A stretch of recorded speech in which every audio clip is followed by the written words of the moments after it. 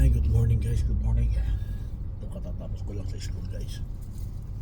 Ang oras ngayon is 9 a.m. Bali 7, 8, 9, 10, 11, 10. Apat na oras. Apat na oras na in class. Tapos apat na oras. Apat na oras na module. Pag uwi ko guys, papakita ko sa inyo yung module. Gas ng merenda ko guys.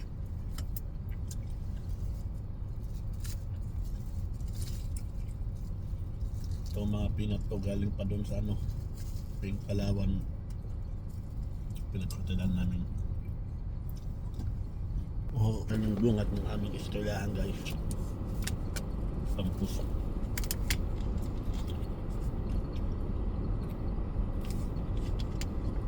Bawal mag-video sa loob guys dahil maraming kamera doon.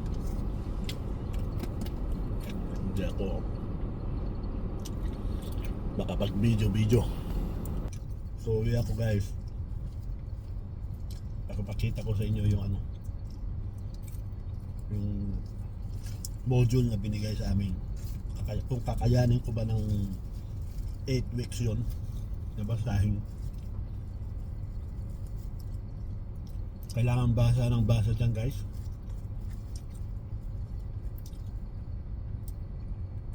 Dahil mahirap.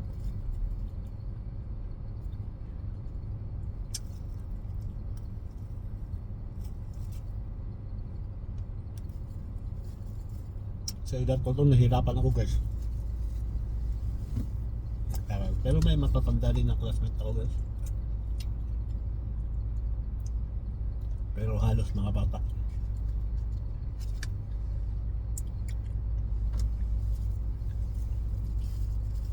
May Pilipino na bata na classmate ko. Hindi ko pa nakausap yung isa. Kung kaedad ko yun o hindi.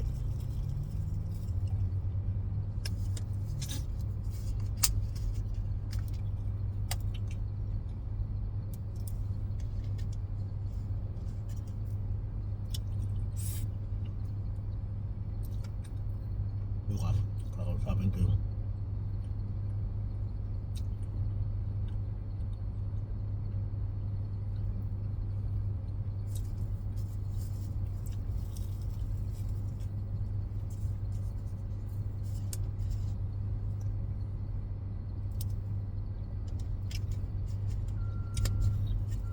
May matatanda din na nasa ibang klase, mga second year or third yung mga yun. Babae, may edad.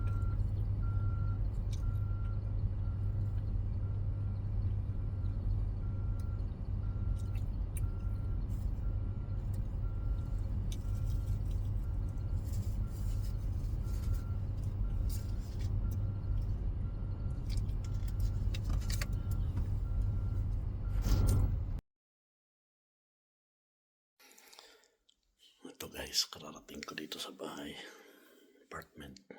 So, pakita ko sa inyo guys itong module. Hihintayin ko pa mag-11 guys dahil naka-set up na yung aking online class. So, yan yung course namin. Ito. So, hindi lang iisa. Yan yung, dyan ako nahirapan kahapon guys. Fraction. Ang matindi guys. Nakita nyo yung kakapal na yan.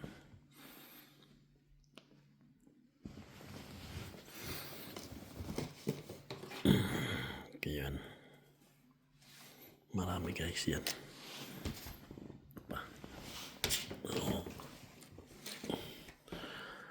Sana makakayanan ko yan. Kakayanin. Kailangan.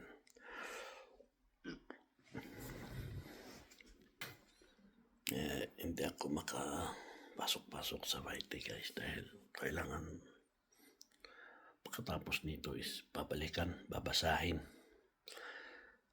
dahil ang turo nila dito is babasahin lang sa online. So ikaw nang bahala. Tapos konting paliwanag. Itong class ko ngayon is maganda dahil pinapaliwanag niya. Pero yung nakaraan, yung ibang instructor, babasahin lang ng babasahin. Tapos sabihin, lagyan mo ng mark, lagyan mo ng mark.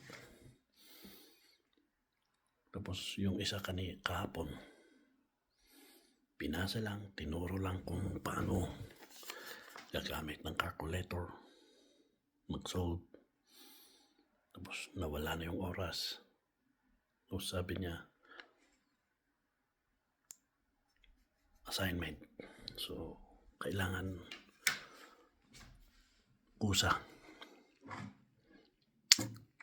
basahin. Pero ang problema ko dyan is yung mag-solve, guys, dahil hindi ko wala akong knowledge na mag-compute, guys. So, hindi ko alam kung marunong pa akong, okay lang kung 1 plus 1, 2 plus 2, madali. Pero kung may YRD, mga ano ba, tawag yan, hindi ko alam. Dahil hindi ko pinag-aralan yon. Hindi ko alam kung bakit itong welding dito is math, science, English. So 3 beses ako nag-take ng entrance exam, pangatlo, bago ako pumasa. So yun, guys. Kita-kita tayo pagka natapos ako dito. Dahil mag-concentrate muna ako dito. Dahil mahirap. Pag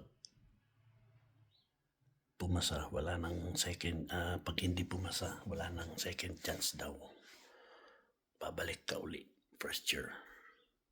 So kailangan may pasa para sa next year, susunod second year, dire-diretso na yan.